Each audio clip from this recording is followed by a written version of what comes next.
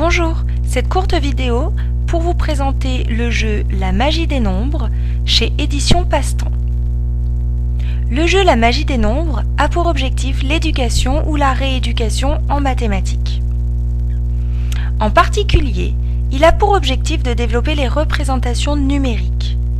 Il permet de mettre en jeu le système numérique précis, permettant de subitiser, c'est-à-dire permettant de reconnaître quasi instantanément les petites quantités sans recourir au comptage, et de développer cette capacité pour les quantités jusqu'à 10. La magie des nombres permet aussi de travailler la reconnaissance des nombres en code arabe. Enfin, il permet de travailler le lien entre les quantités et leur code symbolique arabe et oral. La magie des nombres est un jeu qui contient un plateau pour expliquer objectifs, règles et matériel de jeu. 4 plateaux de nombres. Une série où les nombres sont en points en base 5. Une deuxième série où les nombres sont exprimés en points mais en base 6. Une série où les nombres sont exprimés en nombres arabes. Et une dernière série où les nombres sont exprimés en points base 5 et en nombres arabes sur les mêmes cartes. La magie des nombres comporte aussi 2 cartes appelées cartes cache et 3 séries de cartes lapins servant d'aide-mémoire. Des cartes lapins en points base 5, des cartes lapins en points base 6 et des cartes lapins en nombre arabe. On choisira un plateau de nombres en fonction de ce que l'on souhaite travailler. On pourra choisir les 2 plateaux en points pour travailler la reconnaissance et plus particulièrement la perception des petites quantités par subitizing.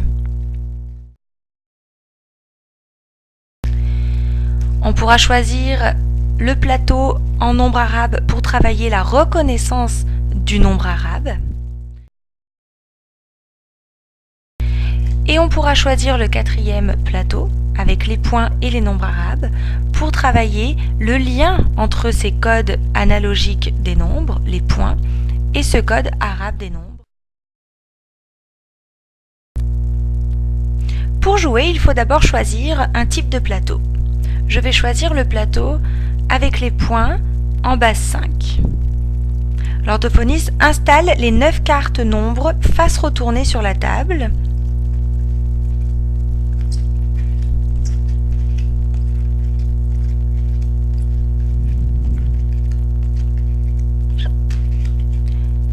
La 10e est la carte mystère qu'il cache sous un lapin par exemple et pose sur le côté.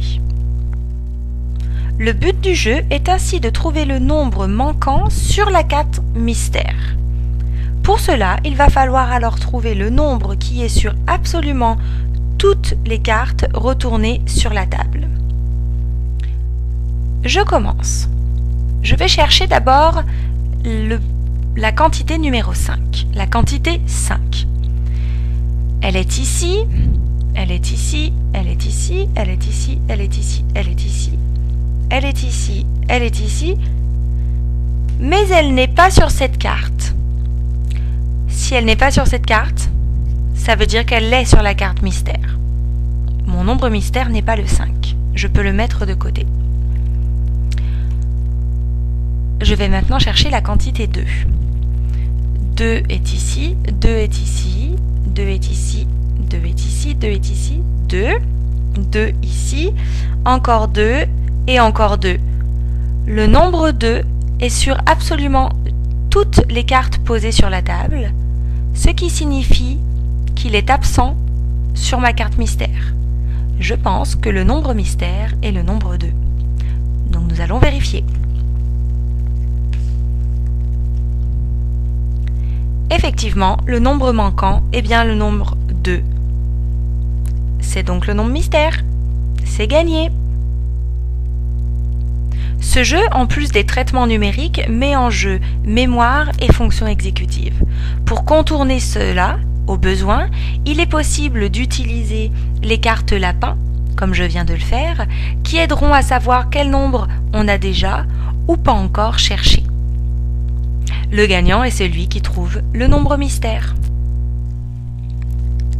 C'était la présentation du jeu La magie des nombres, créé par Anne Lafay, illustré par Claire Viel et édité chez Éditions Passe-Temps.